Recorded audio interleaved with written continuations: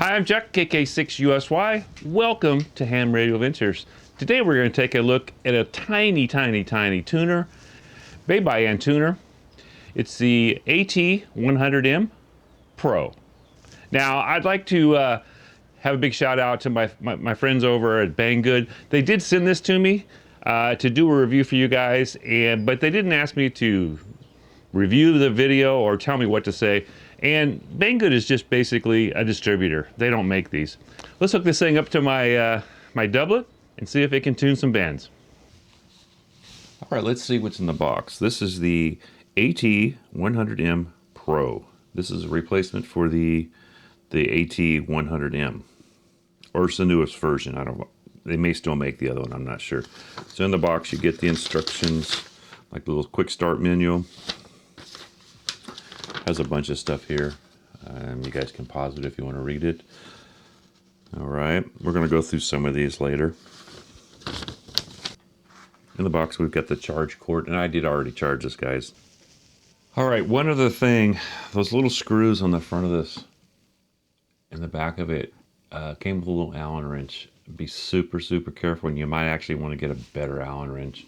I had 3 of them. I couldn't get out. I had to kind of modify another screwdriver to get it out. So just make sure if you are going to take this apart, they weren't super tight, but if you hold it, I found out on the ones that I did get loose, if I held it in nice and tight and didn't let it slip, it would break them loose, and then they were fine. All right, I just wanted to warn you guys on that. You do get these. They're clear, but they're little feet for it, for like when you have it on a desk or something.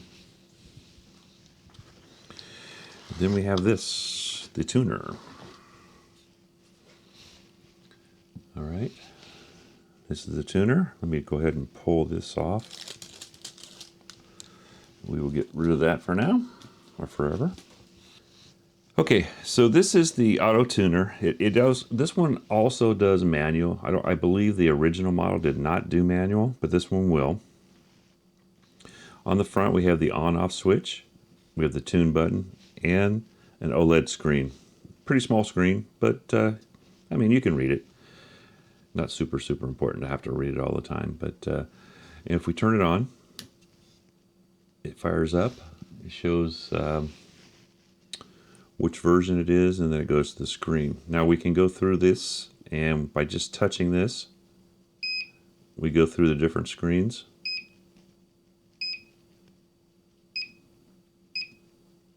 Oh, and as you see here, it has Morse, CW, enter into study. So to enter that, I guess you would just hold this down, and that would enter it, but we're not going to do that right now. Okay, and then back to the original screen. I'll go ahead and turn it off. Okay, there it is in comparison to my hand. So it's about the size of my hand. Pretty small. This version is just a little bit sturdy. It's a little bit heavier and a little bit longer this direction than the old model. On the back, we have an out and in SL239s. So one from the radio, one to the antenna. We have the charge port up here, which is USB-C. That's right here. And then this is for the key. You can hook your Morse key right here and practice. Well, we're going to try that out, hopefully. And there's just the whole thing. Pretty nice. Let me give you a comparison to what I was using. So I bought this strictly for like my 705, because it doesn't, the 705 doesn't come with a tuner. And this is what I bought originally for it. So look at the difference in size. This one works fine. It doesn't do QRP tuning. It is not real accurate at the low 5 watts or so, or 10 watts. But you can see the difference in comparison if I stack them on top. They're about exactly the same, front to back. It's about half the size this way, and then a little less than, let me see, a little less on the height. So this will save quite a bit of room in the box that I have my 705 in. Now this does also have a buzzer that will tell you if your SWR is wrong. But in the auto mode, it should just go ahead and tune it. Okay, there's a straight on shot with no glare. This one has more storage than the original model also. And I'm going to bring up a page and we'll do some comparisons on that also. Now I bought this for 50 watts or less because I do have a small amplifier that does 50 watts and I wanted to make sure it would at least handle that. So from 1.8 to 18 megahertz, this will do 50 on the digital modes and CW and 100 watts on SSB. Now from 17 meter up to 10, it only does 50 watts on everything. So it will not do 100 watts sideband on the higher bands. But for me, that's fine because this is all I'm going to use it for anyhow, is my, it says 125 here. So I don't know where that comes in. That might be sideband only. Okay, and it says on the front, it says automatic and manual tuning, HF 1.8 to 30 megahertz, 125 watts. So I guess it'll go to 125. I didn't see that in the other stuff, but maybe it's there. All right, so that's what we have in the box. Not a whole lot of parts, but enough. So I'm gonna put this back and let's go to a chart that shows the specs of this one and the old one and just see how they differ there. All right. Here's the website for the tuner, and we're going to go down to basically we're going to go down to the description. On the left is the old version, on the right is the new version. They basically look the same from the front. They both do basically the same things. And the size, if you go down to the size, this one's 13.9 front to rear, and the new one is 15.4. So that's a difference in the size. Otherwise, they're the same. The weight is 370, and now it's 400 grams. So about 30 grams more. Not a big difference. All the specifications look pretty much the same. If you see 1.1 on the power, it's 1 to 18 megahertz. SSB CW is 100 watts, or 0.1 to 100 watts. From 18 to 30, it's 0.1 to 50 watts. That's SSB and CW. And then from 1 to 30, basically we are on FT8 AM FM, it's 50 watts. The inductance is 8.4 on the 8.41 on the old one, and the new one is 17.2, so a little higher. Then the capacitance is 1869 picofarads to 3869. So quite a difference. That's 2,000 picofarads different. So it should tune an antenna that's farther out from the 50 ohms. And then basically everything else, the battery, the standby time, and the tuning hours, and the firmware, all basically the same. So not a whole lot of difference. The one thing, this one adds the CW Study 3.5 headphone jack. The old one didn't have that. So that's the only other real difference in them.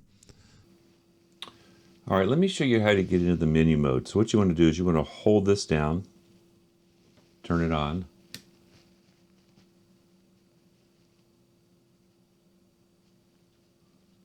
Okay, and this is the menu.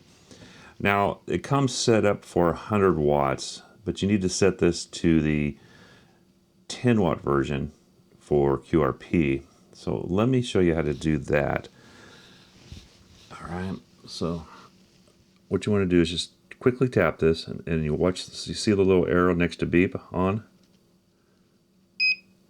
And it moves down one. Okay. And it says SWR auto is at if it's over 1.8. So we're going to leave that. Tune delay. Okay, so we want to go to fixed radio. See right there it says 100 watts. Now you want to hold this down, but you don't want to hold it down too long because it'll go out. See the arrow switch to 100 watts? Now you tap it. We want to go to 10. We're going to do the same thing. Now we're out. See the arrow moved over? Now it's set. Now you can do this to get out also. You can either turn it off or just hold it down.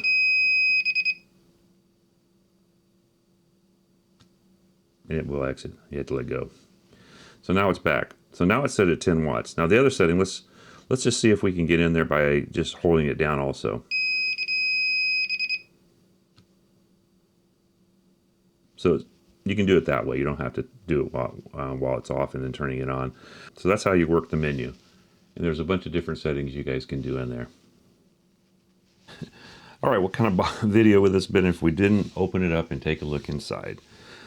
So you guys can just kind of see what's here. What I had to do is unhook the, if you can see here, I had to unhook these two wires, this wire, and also a battery wire. And this is the battery, and these kind of go where they're at. They just plug in. You do have to reach in with some like needle nose pliers though. And as you guys can see, it says tune off on the back also. So, and there's the screen. Make sure you check which way the wires go, guys, if you're going to do this. Now you can look in here, and it's got all the relays and everything. All the toroids look really, really well wound there. This is your matching, and this is check your sensing for your SWR, I believe. And yeah, it looks really good. You get your little LED here. And this speaker, there is a reason for this speaker on here. A few reasons. It makes some noises, you know, and plus the CW, I think it goes through there. We haven't tried that yet, but all right. So it looks pretty good. Let's look at the back now. You can see on the back it's got some tape on here to protect it from the battery. Let me go back just a little for you guys. There you go. Everything looks really clean. Most of this, I don't see any really bad solders. It looks like they got a little bit of heat in here, but overall it looks pretty good. If you guys see something, mention it down in the comments. All right. So there we go. Now, I think we can see in here. If you guys can look in here, let me tap on here. There we go. I did it. That battery, that's the battery that goes across there, and it runs the length. It goes all the way to. You can see where it ends right there. If you see right there, it ends. It does the same thing on that side.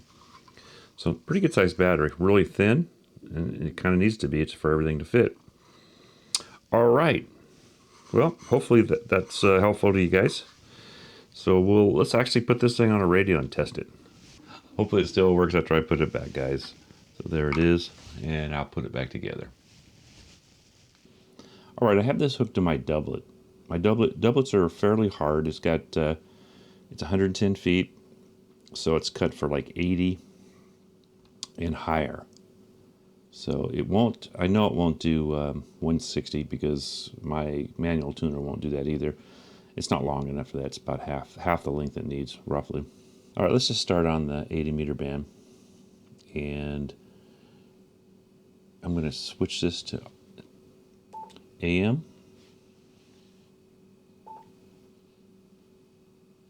All right. We're going to key down because it's auto tune. So you're going to hear a beep, and then it's going to tune. And it's pretty quiet and pretty fast. So here we go. All right, it's done tuning, 1.22. So if I key it down, the radio likes it. It shows 5, I'm at 5 watts also, guys. All right. Let me go out of there. Let's change the band. Let's go to 40. All right, so we're in AM already. Let's test it and see what happens. All right, and it seemed to tune it, and there we are. It's 40. Okay, it's early in the morning here, so it's not really too busy for me yet. So let's go to AM.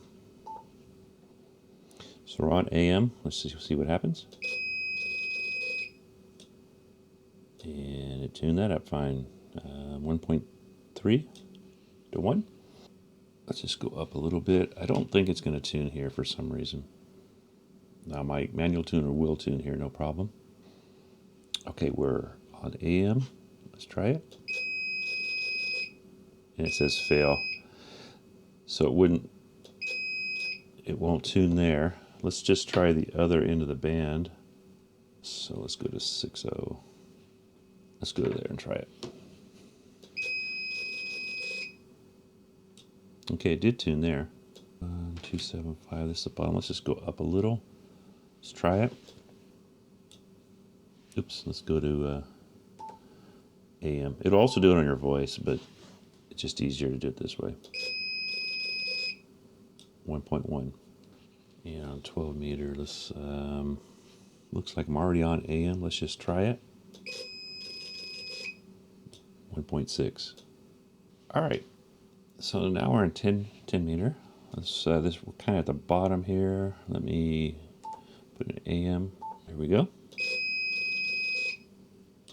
1.11 to 1. All right. It looks like it works pretty good. I'll probably be using this on our Poseidon, and you know, hopefully it does that. I'll test that. If it has problems with that, I'll put something in the description later, or the comment section there. This is I'm going to show you the Morse code, the CW part of it. I can only find a straight key. Now, if you guys know of a way of getting it into a regular paddle or something like that, put it down in the comment section. Let me know how it's done. I didn't see how to do it. So, and don't judge me, guys. I am not a CW operator. So let's just let's see how it looks. Okay.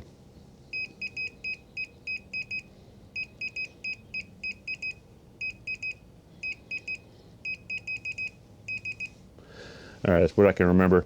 So it works. So I guess that would be good if you want to practice your straight key. All right, so the antenna tuner did pretty dang good. I'm pretty impressed. It didn't do everything, but my doublet is probably not the easiest antenna to tune. I will hook this to the Poseidon and see how it works with that from Coffee and Ham radios. That's what I kind of want it for my Elecraft. My Elecraft has a really good tuner, and same with the 705. I want it for that also, but the Elecraft does have a good enough tuner already, but I want to put an amp in line, so it has to tune prior to it'll go to this first and then to the radio. And I want to run that Poseidon on a soda, hopefully, and about 50 watts. Now, I did take this thing and tune it up on 40, talked to my buddies down in San Diego for about 20 or 30 minutes, and at 100 watts, and it performed flawlessly. I was getting my 100 out, no problem. So hopefully if you're looking for something like this video was of help to you.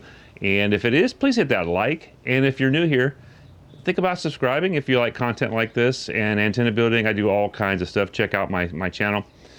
So hit that subscribe, hit the bell, hit all that way you get all my future videos. I'm Chuck, KK6USY. Thank you for spending your time with me today. 73 all, and hope to get you guys on the airwaves.